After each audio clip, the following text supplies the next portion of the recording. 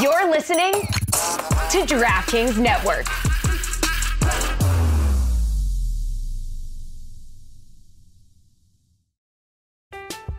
I'm Alex Rodriguez. And I'm Jason Kelly. From Bloomberg, this is The Deal. Each week, you'll hear us in conversation with business icons.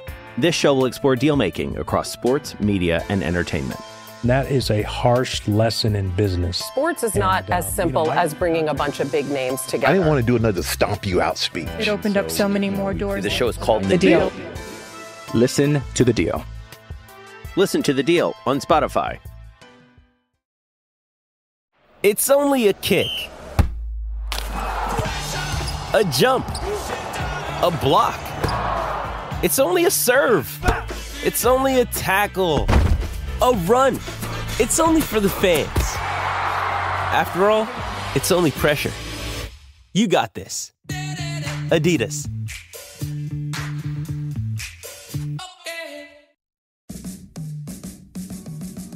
Welcome to the Big Suey, presented by DraftKings. Why are you listening to this show? The podcast that seems very similar to the other Dan Le Batard podcast. I'm sorry, I'm not going to apologize for that. In fact, the only difference seems to be this imaging. I have been tempted in restaurants just walking past tables to grab somebody's fries that if they're just there. That hasn't happened to you guys? I've done it.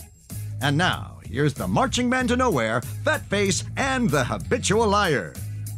The numbers came in, Stugotz, and we had a busy sports time the last couple of days, but the WNBA draft did more than 2 million viewers. I told you the other day, Curb Your Enthusiasm on Max did 1.1 million.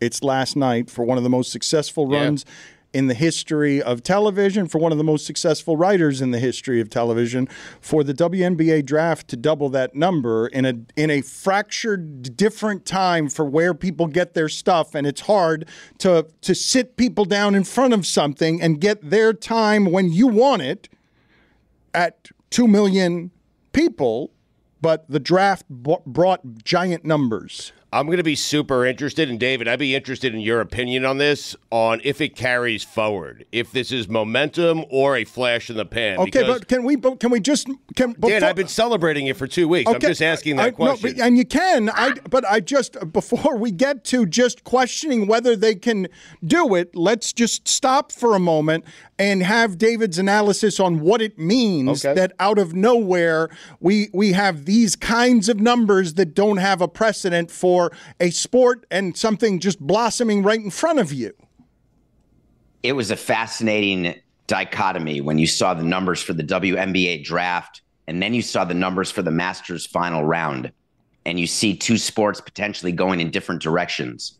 And then when you compare the WNBA draft numbers blowing away Major League Baseball's draft, the NHL draft, and you're thinking to yourself, is this all Caitlin Clark?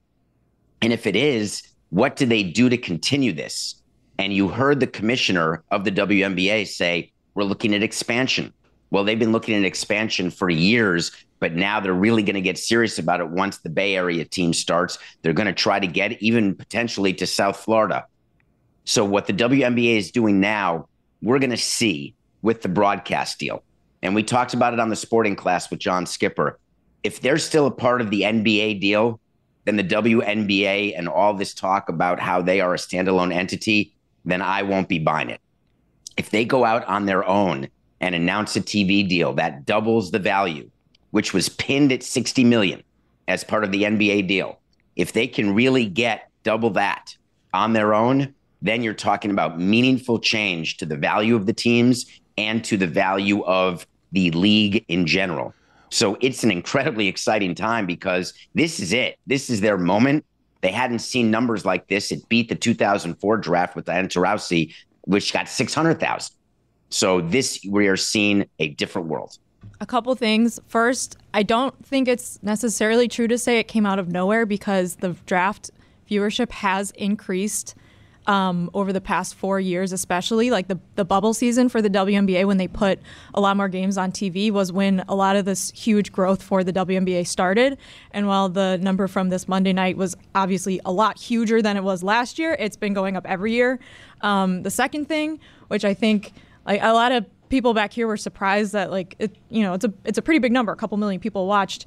The WNBA has finally like embraced the draft as an event, and I think Billy, it's not sexist to say that they need a clock, by the way. Yeah. But they had ticketed fans this year. They got rid of the dress code, which I think stifled a lot of players' ability to express themselves and to make it a fashion show the way the NFL draft is. Like, I know when I watch the NFL draft and I see players coming in like their suits and their outfits, I'm always like, that's some of the most shared stuff you'll see on social media that night. And so I think that has a large part to do with it. And I don't think it's all Caitlin Clark. I do think that Angel Reese, Cameron Brink, Camila Cardoso, there's a number of players that I think are really driving the attention because we've gotten used to seeing them play in college for 4 years, and we've gotten more used to seeing more games on TV. Like the number of games both in college and the WNBA that have been on TV have basically like equally correlated to more viewership. But we're in a different world now. Last year, they had 570,000 people watch the draft. That's nice. But a step up from 570 to 2 million is just, you can't plan that. You don't expect to have growth like that. And that's not explained by increased exposure of games or knowledge of more players or a change of dress code. That could be a total sea change. I didn't say in that. Every part those of the were business. The only reasons why. I'm just explaining that it didn't come out of nowhere because the interest level has been increasing for years, which I think correlates with people being able to actually watch the games on TV. And we've already. I don't think I need to repeat the same things we've been saying for like 3 months about why I think Caitlin Clark has come in at the perfect time for this to happen, but there's a number of factors that go into it, and her stardom and her style of play I think is one of the biggest factors, but we've already talked about it 15 times, so I didn't mention it again. What I'm excited for is May 14th. I think that is her first nationally televised game, and there's going to be a lot of eyes both watching the game and looking at the numbers. And if you see numbers that day, I did a wait to see, Jessica, I'm curious what you would think. There'll be more people watching that game than watching the Braves Mets on Sunday night on ESPN. And that would have been unheard of. There could be more people watching that game than who watched the Masters, the final round, which I think nobody thought would be possible. What kind of number do you expect from their first nationally televised game? I don't know, but I mean, I think it's going to be huge. And I think that, it's not a flash in the pan. I think that like this is part of the growth you're seeing in women's sports has been proven in other women's sports as well, with the NWSL signing a huge rights deal last year that really upped their valuation. And this is part of the reason that, they brought in Kathy Engelbert to be the commissioner, because she's overseen a pretty momentous time for the WNBA. They're expanding next year. They're going to have to keep expanding, which she talked about ahead of the draft. And I mean, it's just like you said, the CBA is coming up. They can opt out in 2025, and there's going to be a renewed rights negotiation in 25. So it's a huge opportunity. Hopefully that, the WNBA is up for the task and up for the challenge of like meeting it where it is. I think there's also like the added element of, certain owners in the WNBA willing to, like Mark Davis, literally invest a lot in the team and make it a place where free agents want to play. And it's no surprise that they've now won back-to-back championships. They've built a dedicated facility for the Aces to play in. You're seeing similar things in Seattle with them landing free agents because of their practice facilities. And so I think like some of the owners that aren't putting that into it need to step up and do that as well. Chartered flights is obviously something we've talked about a lot on this show as well. Some of the owners are for it. Some of the owners don't want to do it. So there's a lot going on kind of behind the scenes that I think this moment, it's like everyone who watches the sport is ready for them to like take the leap. And it happens slowly. Like it's happened slowly over the last few years, right? Like Caitlin Clark's rookie salary is more than it would have been if she entered the league during the last CBA. And it's less than it would have been if she were joining the league during the next CBA. It's going up. And I think that, it's just a huge moment for the WNBA, and I really hope that they seize it. These are major leaps, though. So, David, I have no doubt that first game is going to do a massive number. But what I do wonder about is Game 6, Game 8, Game 10. Are those games going to do a massive number? I don't know, to be honest with you. It's the biggest question they're facing. And that's when I talk about, is it a flash in the pan? Is it sustainable? Because you try to have a company which grows and you try to grow at a consistent rate, because the concern is if you grow at such a huge rate really quickly, you cannot sustain that. And then expectations are really not met. And I worry with the WNBA, as with any business that has this sort of moment, if you don't take advantage of it or it doesn't work, it actually puts you in a worse place than you would have been had you just continued the growth that Jessica was talking about prior to this year, which was incremental. So that's why game 6 and 8 are actually way more important than game 1. What happens when people are getting used to seeing it? Do they keep watching? But the college basketball WNBA calendar works in their favor, correct? Because you're riding the high of March Madness, then you go right into the draft, and then the season starts shortly after the draft. So people don't have that much time to get distracted by other things. So if you still have that excitement from March Madness, from Caitlin getting drafted, first game is a month from now, it sounds like. It's literally a perfect storm. There is no break. You have to feel for these players. They get out of the tournament and then right to the draft, right to training camp. I think training camp starts April 25th or so, and then right into the first game, May 12th. No off season whatsoever. That is taxing on athletes playing year round, and women have been forced to do that. It's well documented. In order to supplement their income, it eventually can get to your body. So that's another thing to watch is the health of these players. What's the movie you're reviewing for us this week? Can we spend some time talking about Girls State? It's a perfect movie to review. Did anyone watch it on Apple TV? Haven't seen it. Documentary. So it's a movie. I didn't know this existed. The American Legion apparently has a program, and I reviewed Boys State on Nothing Personal this morning, and now Girls State. Girls State is a program of women where they send in Missouri or states around the country where they have a political learning camp. It's not a sports camp. You go and you get elected governor or attorney general or Supreme Court. It's a 1-week intense training program where women or boys or girls learn to be politicians and they learn to argue issues. And I was taken aback by the inequality of Girls State versus Boys State. And we talk about inequality on so many different levels. Well, now it has seeped down to the level of high school, where the Boys State program with American Legion is hugely financed and supported, and the Girls State is barely financed at all. The rules are way more strict. The ability for them to learn is quashed in a way that is totally unfair. And this documentary follows girls, 4 of them, as they run for office during the week and as they figure out how to navigate a world where for no reason at all, they're at a disadvantage before the first jump ball. It's a fascinating 1-2 documentary to watch. Girls State's brand new on Apple TV. Boys State is from 2020. I suggest watching Boys State first so you have a frame of reference, and then Girls State so you can have a discussion. I suggest those parents send their kids to a real camp. Go jump in a lake, play some softball. I mean, do some color war, do something. I mean, Jesus. Make a friendship bracelet. Call Top Bunk. Archery. It's a really cool camp, and they weren't nerds. David, okay. Good talking to you. Fly a kite. Nothing personal. Were you telling him to go fly a kite, or were you telling her? Or were you, I don't know which it was. Were you telling him to go to a camp and fly a kite, or were you telling him to go fly a kite? See you later. Hey, listening audience, it's Mike Ryan, and you're a sports fan if you're listening to this show. Well, that's up for debate.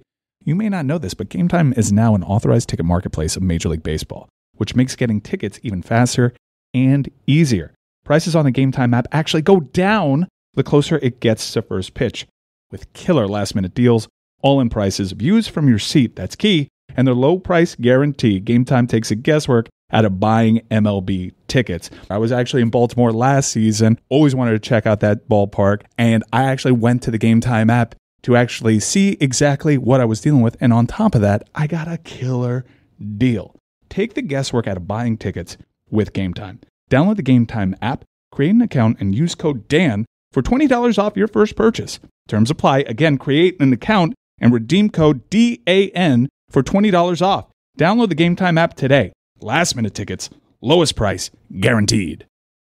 Don Batard. I don't like Smetty either. Stugotz. Women stay home in the kitchen where they belong. This is the Don Batard Show with the Stugotz.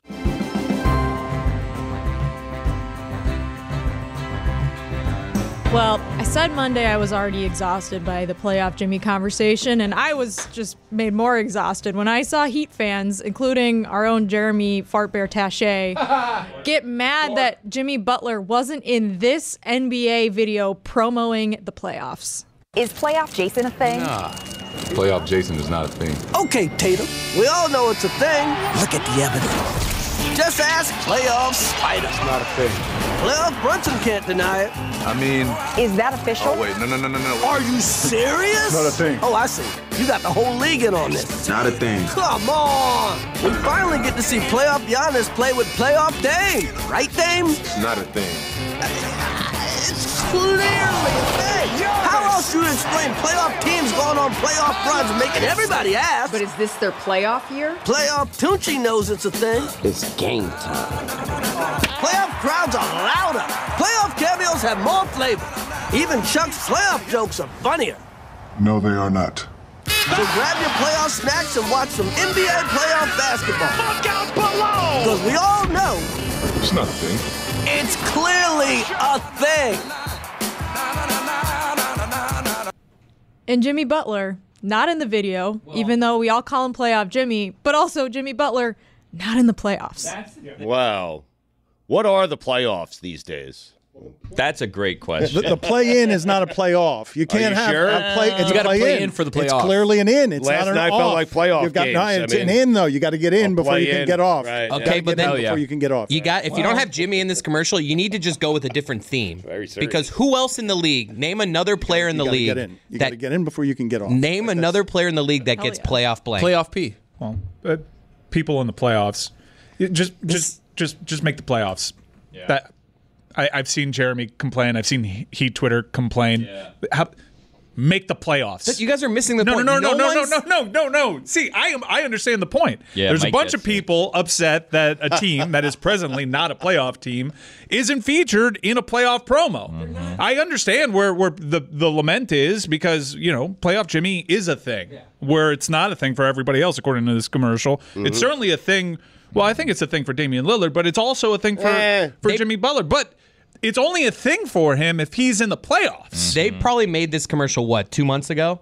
I bet they had a version where it ends with Jimmy being like, yeah, it is kind of a thing. Oh, I don't doubt. They had to cut it because they're in the playoffs. See, no one's disputing. See, you're getting it now. No, but I think... that's amazing. No, I'm so happy. No, grown him. My point is you got to punt on the entire commercial. The whole don't promote the playoffs because Jimmy Butler didn't get in. That he didn't make the playoffs yet, so we can't talk about that. Let my boy cook. I think he's making a good point. The playoffs don't need promotion if the Heat aren't in it. Don't go with the joke of playoff blank. Is this playoff blank? Because Jimmy's the only guy they do that with. Playoff P is not really a thing. Playoff Spider. What do you mean it's not really a thing? We did the thing with playoff P. Do you think they're having this conversation in Atlanta because Trae Young isn't featured? Because he's not up. No, but he's they not would. up. You're so close. If He's playoff, you're so close. You're almost there. There it He's is. not called playoff. There it is. It's essential to the playoff promo that people they're featuring are in the playoffs. But if playoff Trae was a slogan, people in Atlanta would be complaining about it. If he was in the playoffs, but he is presently not in the playoffs. I think the play-in is the playoffs. It is not because there's 10 seeds. Gotta be in to get off. You Right. gotta. But a 10 seed could get in the playoffs. You got to get in to get off. It's just Kevin Huerter is not yet. He's hurt, but he's not playoff Kevin. Right. His name. They want to use our thing. We created playoff Jimmy. This is the Heat's thing. Playoff Jimmy. The Heat created the playoffs? No, the Heat created saying playoff Jimmy. But no one says playoff Jimmy except Heat fans. The Heat fans definitely created Are you making kidding gripes me? where there I are have none. seen Here Comes Playoff Jimmy all over ESPN. Why doesn't regular season Jimmy show up and then you don't get in this play-in situation? valid question. If regular Jimmy. season Jimmy Yes, played just games, play-in Jimmy you could have today. won 2 more games and you could have locked in potentially a 4-seed playoff Jimmy 'Cause instead of a play-in game where if you lose 2 games you miss the playoffs entirely because you half-assed it all season long. I'm with you on that. Good. Fucking tired of it. I'm Billy, hammer right on the nail. Like it's Sorry just, for cursing. Why are we ripping the Heat? You're not tired of After tonight, they will be in the playoffs. We know how tonight's gonna go. Yeah, they're We going to know win. how- I saw everyone on First Take pick the Sixers. think they're gonna We're win? winning tonight. Are they going to release a new cut of this promo? Yeah, I don't doubt it. I'm sure they would love to feature playoff Jimmy. I'm sure it makes all the sense in the world. The idea was around Jimmy. I bet you the pitch for this entire premise was based off Jimmy. I think the pitch was, how do we promote the NBA playoffs on the ESPN family of networks? I'm surprised they're not promoting play-in Jimmy. Huh? Well, who has it? Is it ESPN or TNT? ESPN, I believe. Okay. Yeah. Well, look, no matter what, Heat fans will find their pivot. If the Sixers win, Jimmy will say something asinine that'll never stick to him again. And we'll hope to back in as an 8 seed. And then we'll do the whole Boston thing again. Got to go through us, and we'll beat our chest over playoff Jimmy. Is he wrong? I'm rooting against the Miami Heat. Oh, geez. Wow. I'm rooting against them. Get out of here. I'm rooting against them, No, you're not. and it's because of two people. Who? Number one is Terry Rozier. You know this. Scary Terry. Number two, He's not playing tonight. Which is actually Increasing their positive. odds. Yeah, I may actually end up rooting for them. And Jeremy Taché. Oh, that's a good reason. Yeah. You know how older generations always complain about the new SNL cast? Yeah. That's kind of where I'm at with Jeremy. Wow. It's just, I don't know what happened to Heat Twitter, but he is the amalgamation of what it's become. Wow. And it's embarrassing. But isn't it your fault? Didn't you? Yes. You created this monster? Yeah, I created. God's sake, I created all these things. Like Stugotz created Bomani? Yeah. I found him. I created all these things. Who said Heat in 5 first? Me. Because I feel like that... Me. The whole Heat in 5 culture of no matter Nick what, fan. they're going to win, that's what I think is really at the crux of all this. All of the Heat Twitter slogans were created by this show. They're the intellectual property of this show. It is pretty ironic to me that I'm sitting back and I see my Twitter mentions of angry Heat fans, and they're using catchphrases that I created against me. Yeah, that's how it works. You cannot complain What other Heat about slogans are there? not being featured in a playoff promo when you are not in the playoffs. This is base level stuff. If I may, Paul George, I believe, is the one who called himself Playoff P. Can you get the Allison Turner he was wrong. commercial? Well, but I'm just saying, when we talk about who gets the nickname of Playoff Person, it is only Playoff Jimmy. And I also thought, by the way, that his whole not a thing was something that he was saying, that whole commercial is basically him. Playoff Jimmy, and I think he also said it's not a thing, and that's the note they keep hitting on there. In seeing that promo, though, I am pretty excited. In the event that the Heat do match up against the Celtics, and then I go right back into being my worst Heat fan self, I am totally going to isolate, is Playoff Jason a thing, and him saying nah.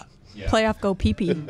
My barber says that this is the last season of Jimmy Butler here in Miami. So we could be facing the last barber knows it all. We could be facing the last 2 games here of, well, we don't need to get into the why, but we may be facing the last 2 games here of Jimmy Butler here in town. So how are we going to remember the Jimmy Butler years? Wait, just if I may, because you guys, I mean, this tonight, like I know we've gotten spoiled around here, okay?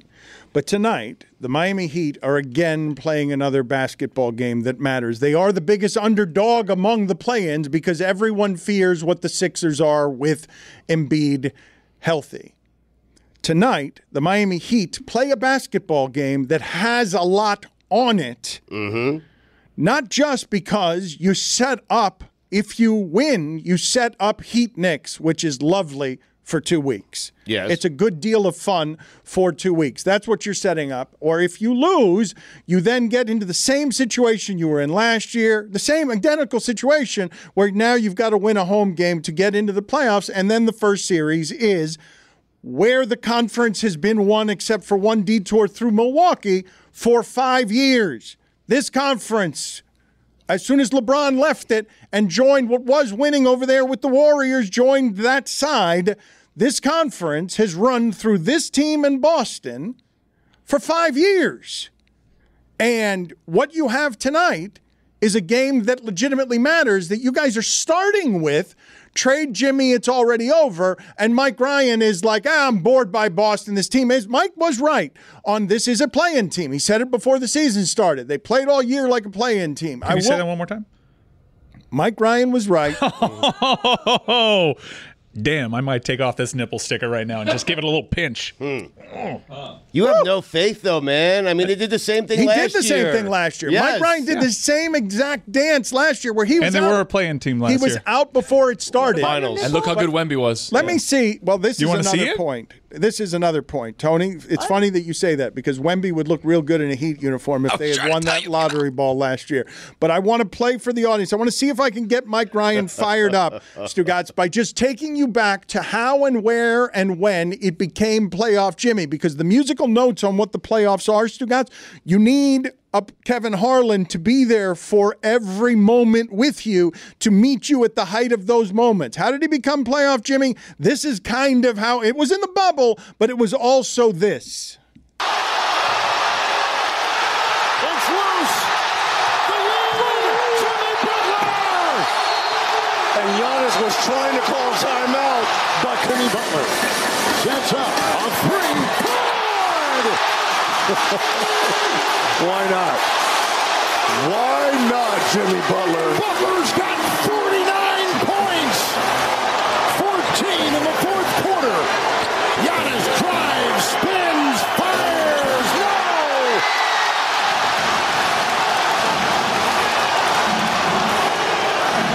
Butler. Long shot. Good!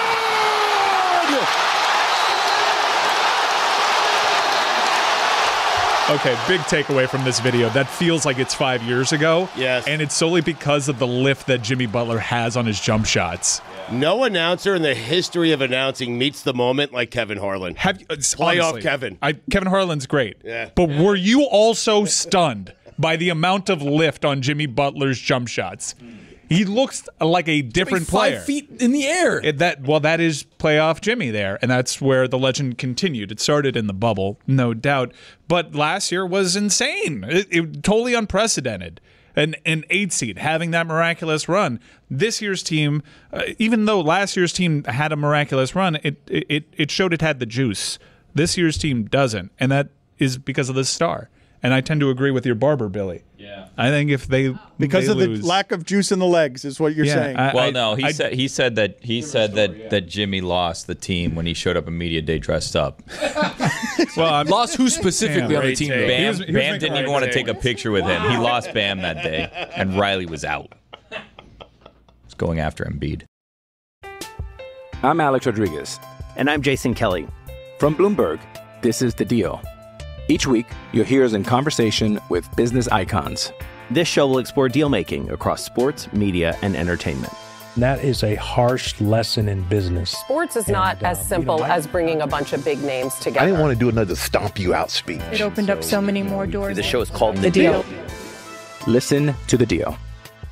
Listen to The Deal on Spotify. Dan Le Batard. All these high-paid analysts, I don't want to mention names, TNT, ESPN, they are dead. They cannot. They're not going to make it. Even if they win if they lose in Miami. I need to calm you down. That's right. If they lose in Miami, they don't got a chance in Boston. Or they are going to have their ass, in Boston. Stugotz. They were wrong.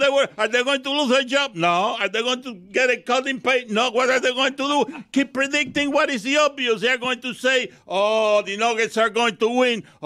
Denver, the altitude. And you know what? The Heat are going to win it all. This is the Dan Le Batard Show with the Stugotz. Playoff P has been proven to work in the regular season for those who have struggled with moderate to severe postseason disappointment.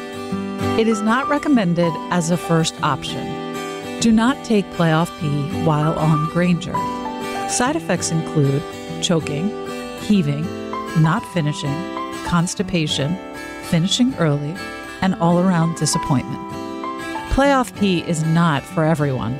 Call your doctor if you experience susceptibility to catfishing, kissy face, Australian sensitivity, paternity suits, the inexplicable urge to play for the Lakers, or thinking that dude's butt belongs to a lady. If you experience the loss of Oladipo, please call your doctor immediately. Get headed in a new direction with Playoff P. The West is loaded, man. Crazy. So the Warriors are finished, and LeBron is a threat. I mean, you have to be threatened. He's roaming. I know Mike Greenberg is saying that they should have sat to avoid Denver, and I still don't think, right? Boring or droning excellence though it was, I don't think that anyone should sleep on the idea that the Denver Nuggets are kind of championship overwhelming, and I would not want to play them if I were any team in the league, Boston Celtics included. Do you agree with Greeny? So they should have lost that game? No, it's ridiculous. Dumbest take. That was like the dumbest take I've ever heard. Well, let's play it out because they would have a one-game scenario right now with Sacramento, right? That would be it? I mean, they win that game. You can't go into a game trying to lose. Mike said something earlier about the Bruins potentially doing that last night, throwing the game because they didn't want to, whatever, the matchups. It's like Paul Maurice spoke to this a couple weeks ago of the Panthers coach.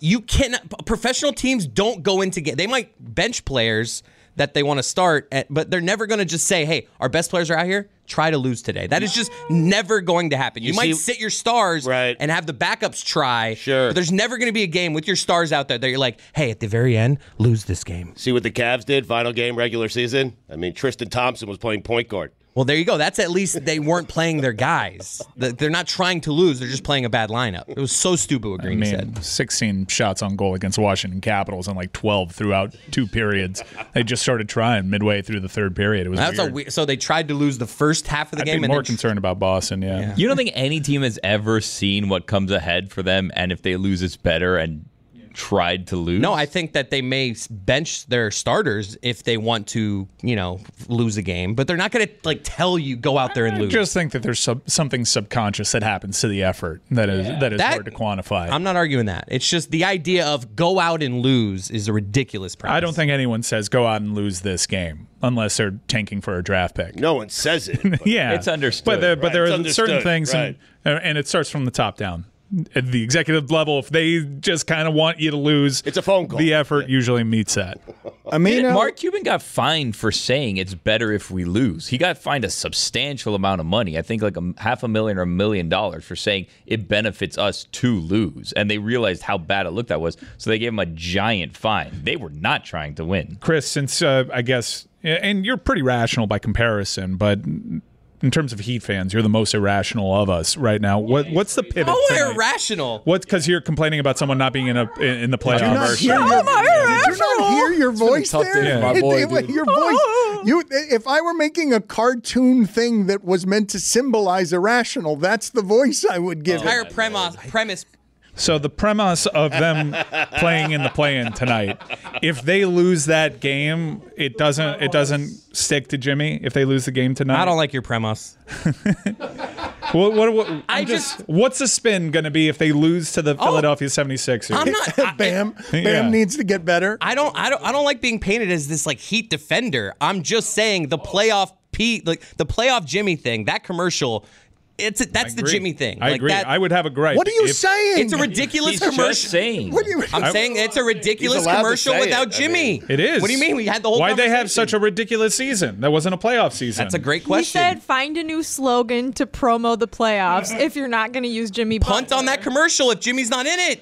It's the whole thing. I gave you. It's why. I gave you the new premise of it. Why even give out the Larry O'Brien trophy if it's not going to be to the Heat? I thought I was a narcissist. This is insane. Well, I'll tell you what's insane. There are a number of things here that are insane. But if you've listened to this show for 15 years, to see the permutation of Heat Twitter guy go from Mike Ryan, all right, I'll allow Cortez. I'll allow Parakeet Cortez as a representative for our culture to be obnoxious and in character and I'm the narcissist. I'll allow him to. He only exists because I allow it. To lead he made him. Twitter, but then to have it become Jeremy, who's more annoying than any of them and less charming and going for bad jokes all the time. I understand how Mike says this is not a proper representation that honors the obnoxious I tried to make of Heat Twitter. No, he's embarrassing to me. He's embarrassing to me. It's I don't want to just blame millennials, but I feel like I have to. Wow. I'd like to dig in a little deeper here because Jeremy has been aggressively cocky lately about being not funny on purpose, and it's destructive. Really sinking into it. He thinks he's that charming. Will Seeloff, though, deserved the better fate, I thought. I mean, it was good. It was clever. It was cute. I'm saying he's making aggressively bad jokes all of the time. This generation of Heat fans are an embarrassment to the people that brought him to the dance. I'm talking about the This Is Chuckers of the world. We were putting horse on Photoshops before you even knew Photoshop was a thing. You know, that was what we were doing. You were born in this fire. When someone said something bad, boom, horse penis on the head. Move on. That's how you do it. Tony, you're reacting as if, because I think Mike would allow you. You haven't summoned... Oh, you picked the Pacers? Here's some buttholes for eyes. That's what we did. That was classic. I would just respond, Heat in 5. They made glasses for that. Even if it was game 6. You want to keep talking? Guess what? Entire face, butthole. Buscemi eyes. You were saying, Dan? Who said that? That there's a lane for you here, Tony, if you want to be, because... I think Twitter is usually pretty ethnic. I think, and it's loud. If you want to represent Miami like that crypto billionaire, there is something to being a charming kind of obnoxious, a clever, a self-aware kind of obnoxious. They're all filled with Jeremys right now. Before, if someone gave the middle finger to Joakim Noah, there was probably a murder in their past that was suspicious. Guess what? That was a thing that actually happened. That's a thing. That's a playoff thing right there. Yes. A woman gave Joakim Noah the finger. She became instantly famous, and then we checked her past, and there was a suspicious murder. Now the people giving the middle fingers are from Beta Club. Yeah. Ugh, please, dorks. I hate betas. So, Dan, I feel like you're on the same page with me here. You want to get the dorks out of Heat Twitter, and I'm always for getting dorks the hell out of there. I don't think Jeremy's a dork. But he's a dork. He's a dork. He's such a dork. What are you talking about? You guys are being not charming. so mean. I'm torn, though, because he is really annoying about the Heat. Yeah. So. And tonight, the Miami Heat play a game, Stugotz. You know we don't do very many previews around here, but we're going to be involved. We're going to be doing some stuff with All the Smoke during the playoffs where we'll pop up at night and we'll do some playoff coverage on things. Tonight would have been a good night for us to enjoy together because while you got to get in to get off, this is a big night. Right. The play-in has been a success across... Unless the Heat lose. And then the big night's... No, that wasn't really a big night. Is the next night. We're saving our bodies for the... We wanted Boston the whole time. Mm-hmm. I would like to see both... That's the pivot. I would like to see both those series, but I'm rooting right now, Stugotz, and this puts me in Homer classification because I don't think... And this isn't even a knock on Miami. Like I said, they're a good road team. They're 24-17 on the road. They have no reason to be afraid of the road. OKC, that's their record on the road. Denver, that's their record on the road. The very best teams. Right. Miami can win this basketball game, but Philadelphia has the best player on the court. Philadelphia has been not Miami, even though it had the first-round picks to be Miami and a process to be Miami. Over the last 5 years, Philadelphia has always fallen at the feet of Miami and Boston, has no answers. They've got an MVP candidate, and he does not advance beyond these teams. Right. Jimmy Butler played for Philadelphia. Philadelphia might have won a championship already if they hadn't chosen Tobias Harris over Jimmy Butler. Wow. Tony's got a take here. Tony's got a take on tonight. I'm worried. Dan, you said they have the best player in Joel Embiid, and it feels like, if all things considered, some people don't play up to the caliber of what they're playing. Yeah. Okay? A lot of qualifiers here. Yep. Looks like Maxey could be the second best player on the court. What if Maxey doesn't play well? I mean, this is a weird thing. It's like if Jimmy doesn't play well, Maxey could be the second best. He had a lot of qualifiers. He hedged his bets there a little bit. Yeah. But if you're going off of this season, there's no question who the two best players on the court are. It's Embiid and Maxey. But we all know what's going around Jimmy is this reserving the body for playoff Jimmy. I want to see the 5-foot-in-the-air jumpers. That's what I want to see. Who would you rather have tonight? Would you rather have Jimmy Butler or Joel Embiid? Joel Embiid. Wow. Really? I take Jimmy. Yeah. Okay. Yep. All right, let me just... that's what you're doing. Playoff Jimmy. Okay. Just back in the day, it was so refreshing. If Tony were to give that take in front of a microphone, guaranteed he would have buttholes for eyes within 5 seconds. Yeah, The part that I will disagree with you on, and I know that you want to make fun of me in general for a take from the middle of the Lillard sweepstakes, where I said that Tyler Hero, he was as good as Tyrese Maxey. The second best player on the court tonight, depending on how things go with all the qualifiers, because I don't know why it is that we always ignore the defensive side of the ball when doing this, is Bam Adebayo, who's on the Olympic team and is an all-world defensive player. And if the Miami Heat are to win this basketball game, it will be because they play excellent defense, as they do in the playoffs, as they always do for Spoelstra. And the key to all of that, including being able to guard Maxey in key situations because he's 6'9", and he's able to do things on the perimeter that no other defender can do with a coach that can do things with him that cannot be done with any other defender. Maxey is not better than Bam Adebayo. I don't know why you guys always ignore defense, especially this time of year. Well, because what kind of Bam are we going to get? Are we going to get Idris or are we going to get Bam? There's a lot of questions, Dan. There's a reason why there's a lot of caveats, because there's a lot of questions. A big game.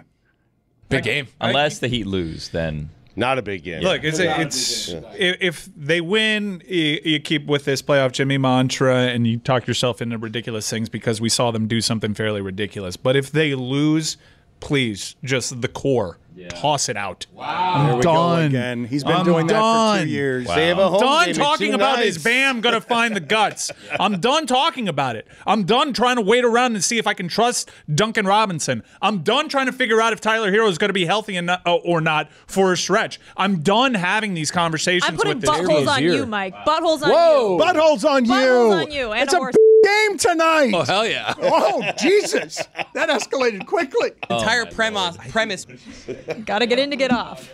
When we made our McDonald's Spicy Chicken McNuggets, you were praise hands emoji. Then we ran out, and you were streaming tears emoji. Now they're back, so you can be grinning face with sweat emoji. Order ahead on the McDonald's app.